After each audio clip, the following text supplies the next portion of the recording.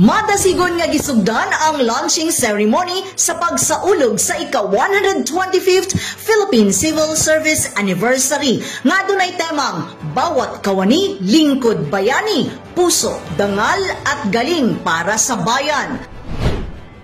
Each of you, regardless of your position or role, contributes to the success of the programs and services of the city government of Panabo. Every paper you process, every client you assist, every decision you make, these are all essential to ensuring that the needs of your clients are met. Ang Civil Service Commission maoy ahensya sa gobyerno nga responsable sa pagdumala sa mga kawani sa serbisyo sibil. Sigurado nga patas, epektibo ug may integridad ang pagserbisyo sa publiko.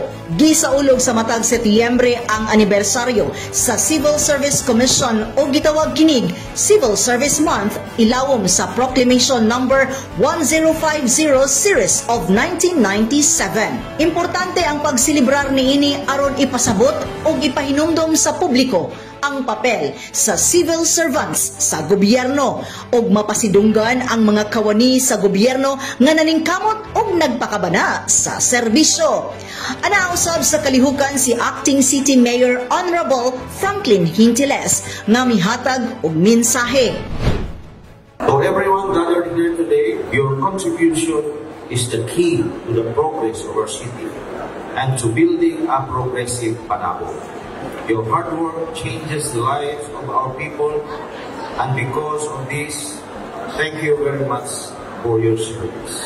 Gitambungan usab ni Executive Secretary for Joanne Hintiles Relampagos nga mipadayag sa iyang pagpasalamat sa mga empleyado sa ilang dedikasyon nga matud pa niya mao'y nagsilbing heartbeat sa pagkaprogresibo sa Panabo. Sa katapusan, ang maong panagtapok nagpahinumdom sa tinuuray nga serbisyo publiko nga nagkinahanglan og kasing-kasing og integridad alang sa katawhan. Kauban sa kamera si Louie Panagsagan, kini si Dali Amag nga gikan sa City Information Office Broadcast Services alang sa Frontline News Panabo.